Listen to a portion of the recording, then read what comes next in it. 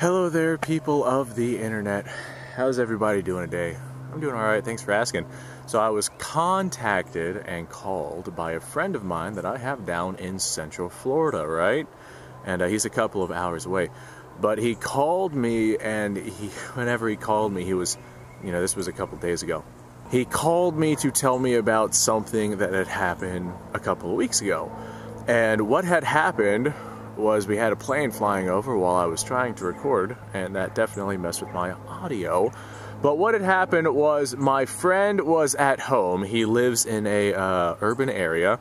I don't really want to give his location away. I'm watching you, you bastard. One of those flying bugs that likes to sting ya is coming my way. But my friend lives in an urban area. And what had happened was, well, anyone who knows anything about Central Florida knows that there's some places that aren't exactly great places.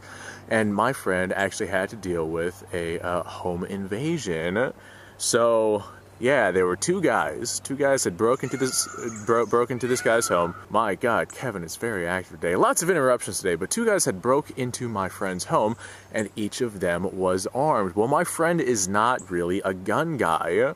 He's one of those kinds of people that likes to go hunting, though, on occasion, and he'll go hunting, once or twice a year over in the Osceola National Forest, I think, or the Osceola County Forest, or whatever area it is that he's going hunting in down there. I don't know myself. I've never gone hunting anywhere but North Florida. But my friend likes to go hunting, so he has himself a hunting rifle. And his hunting rifle isn't like a Sporterized Milsurp or anything like that. It's some polymer stock, modern-produced hunting rifle without iron sights. And he has a 3x9 power scope on the thing. Well, during a home invasion, a 3x9 power scope from a bolt-action hunting rifle probably is not going to be the best thing to defend yourself with. And he said that both these guys, whenever they had broken in, they were armed, so he immediately grabbed his rifle, which was, the rifle and the ammunition was separate, and inside of a safe, and it took him a little while to grab it. Definitely don't want your only means of defense to be behind a locked safe. And you definitely don't want your means of defense to be separate from ammunition and whatnot. But this was literally all that he had, so that is what he decided to go ahead and use. And what had happened was, whenever he went out, he said that they were inside of his living room. I don't know the layout of his house. I know he moved since the last time I saw him. So I don't know the layout of his house. I can't say anything about any of that. But I can relay the information that it is that he gave me. They were in his living room, and each of them had some kind of handgun. Well, he comes out of his bedroom, which is apparently there's a hallway from his bedroom that goes to the living room, and he could see them. So he fires on them with his bolt-action rifle. I think he had a .308. I don't know how many rounds it holds, 4 or 5. But it's one of those bolt-action rifles that has a detachable magazine on the bottom that you load one round at a time, and then you put you put the magazine back in, and then you got your 4 or 5 shots. Typically here in the United States, hunting rifles are going to have anywhere from 4 to 5 shots or less, simply because of some of the laws and restrictions that we have here. But he sent a round down range at them, and those guys, they heard the loud bang, they knew they were under fire, and they fled. They ran away, or that would be the ideal situation, right? No, they did not run away. A lot of times, whenever these guys are under fire, they'll cut their losses and they will bolt. Well, what happens whenever they don't? My friend said these guys did not run. Each of them turned towards him and sent down a hail of gunfire in his direction with their semi-automatics. Now, he said, lucky for him, those gangbangers, the gangstas, those guys have absolutely zero firearms training, and they hold their guns limp-wristed like this and send just a spur of lead going in one direction or the other. The sideways handgun, pulling the trigger, everything goes bang. They got to hold it up because they're limp-wristing so much, and they're still shooting the ground, and yeah, they're definitely not the most accurate kind of people, and that's probably a good thing for my friend. Because they fought back. Instead of running away, they decided to fight back. And my friend said that he went through his 4 or 5 rounds of .308 ammunition in his bolt-action rifle, basically immediately trying to get these guys to back off. And Yeah, now you're there with an empty rifle, and reloads are not fast on something like that, especially if you just have one magazine. Lucky for him, he's in an urban area, and other people started showing up. So I don't 100% know how that situation was resolved, but I do know that my friend called me frantically asking about what he should get for a better home defense rifle, because a hunting bolt-action rifle for a defensive rifle is not enough if your adversary is armed with something modern, semi-automatic, and decides to fight back. Especially if they have training. Like, if those guys knew how to accurately and capably fire those handguns. I'm watching a jumping spider jump around on my camera here. If those guys knew how to accurately and capably use their handguns, then my friend probably would not have stood a chance. I don't know how big his house is, but I can imagine that it's probably well within handgun ranges, right? Especially from these guys who had modern semi-automatics.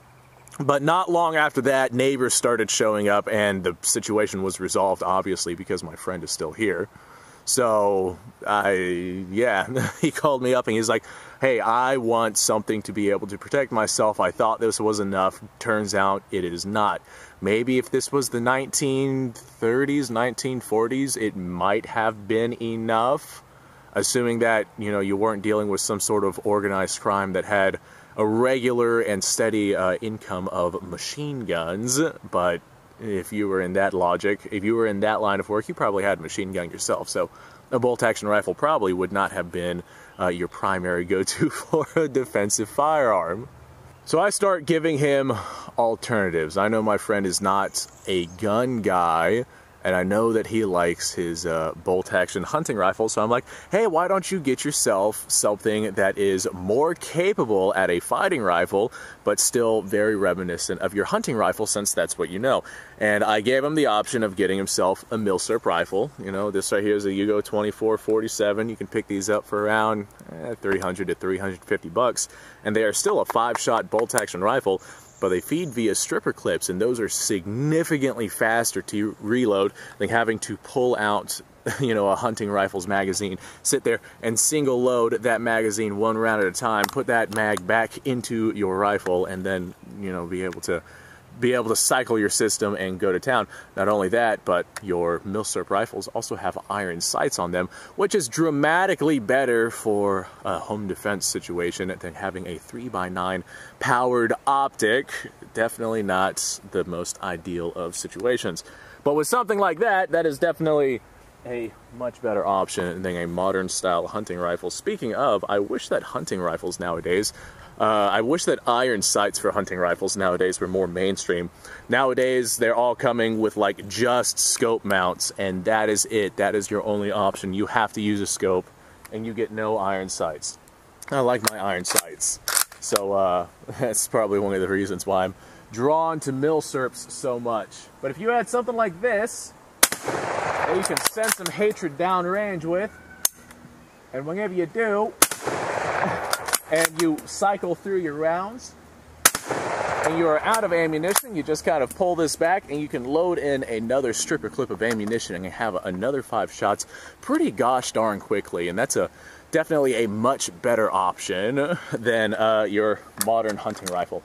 Now, if you want to actually get with the times and get even on the playing field, these guys are breaking into your home, and they were armed with semi-automatics, then maybe a manually operated firearm would not be the best. Now, you could go with something like this right here. This is the big scary thing that everybody loves to hate, even the people in the firearms community. You're either an AR guy or you despise the AR in its entirety. But a lot of people, actually, that's probably a rant for another video. I'll save that one for another video. But this right here is an incredibly good defensive rifle. The 223 5.56 cartridge is absolutely more than capable at handling things inside of a household, let alone all the way out to about 500 yards. And with this ammunition, if you're rocking lead core ammunition, especially like 55 grain lead core stuff that doesn't have any penetrators or anything inside of it, then the ammunition disintegrates upon impact of its target. For the most part, you still have some shrapnel and whatnot that's going to go beyond the disintegrated point of the projectile. However, you're going to have a lot less penetration with something like this as opposed to having a full power rifle like something like this. So for the most part, whenever it comes to defensive encounters, if you're looking just for something to keep you and your family and your home safe, this right here is just such a good platform to be able to do it. Not only do you have incredibly fast follow-up shots, since this is a light recoiling automatic platform, your reloads are very, very simple. The magazines are very cheap, easy, readily available for the AR platform here in the United States. All you do, mag in, press that button, and you have more ammunition to be able to send down range in the event that you are out of ammo. And this right here, being an automatic platform, definitely levels the playing field by quite a lot if you are dealing with other people that also have automatic platforms. And whenever you're out of ammo, like I am here, bolt locks to the rear, old mag out, new mag in, press that button, and you have yourself another X amount of rounds of ammunition. Because this is YouTube, I have me a 20-round magazine inside of this platform, but I would probably use a standard capacity. Now, if you are in an urban environment, like I said, my friend moved, I don't necessarily know entirely where he's at. Maybe instead of having a intermediate caliber rifle, you might want something like a PCC. This is just a high point carbine in 9mm. This is a really good, cheap alternative to someone who wants something that's not going to have any issues with over-penetration. And maybe they want something that is going to have ammo compatibility with some other firearms that they might have. This right here is definitely a really good budget-friendly option. I know the High Point series right here, I picked this up for, I don't know, 200 bucks. You can find them for even cheaper on the used market. And they're accurate, they're reliable. For the amount of money that you spend on them, like the High Point carbines, you can't go wrong. The recoil is a little high for 9mm, but even then, that's not bad at all. The 9mm is just automatically going to have a nice, light, recoiling system. And although the recoil is intense for 9mm, just with how weak the 9mm is and how lightweight a PCC can be, you can send lead downrange with this thing very simply. Let's see if I can hit my target down there with one hand. I have no idea if I actually hit that or not. But we're now clear. Whenever you're out of ammunition, pop your old mag out, put a new mag in, just like with the AR platform, and then you can rack your slide home and send around into the chamber and send more lead down range. Definitely much, much better options than having yourself a hunting rifle. I wanted to make a video talking about this story because this is a legitimate story. This isn't just like speculation of, I can do this, I can use my hunting rifle to send those ne'er-do-wells running, because as soon as that first fires, sounds out, the first shot, they're going to go running. And I'm like, well, apparently that's not always the case. Apparently they don't always run, because these guys decided to go ahead and fight back. And if they have something modern and something capable and something automatic, especially in close quarters, my God, my friend was severely outclassed. I'm glad he had good neighbors. I'll have to meet these neighbors. If you're watching this video, then maybe give me some more details about the situation. Obviously, there's a lot that I don't know about it. I kind of just got the gist of it from your ramblings. I'm sure you are watching this video. Anyway, that being said, thanks for watching, folks. Appreciate your time. Like, subscribe, share. Let me know what you guys' thoughts are down in the description below.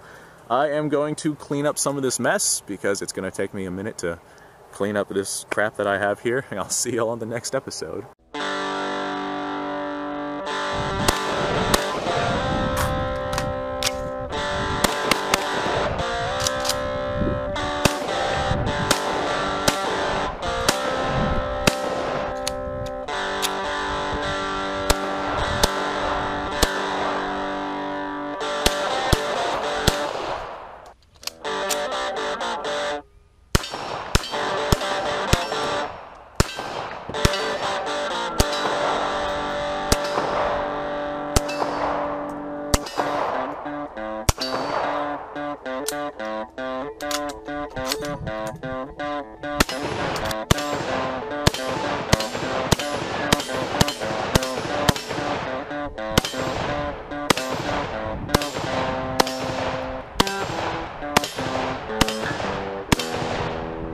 Been a little while since I've done this.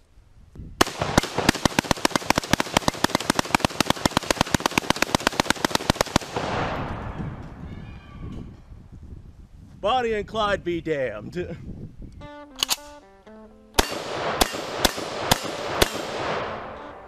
poor man's Garen.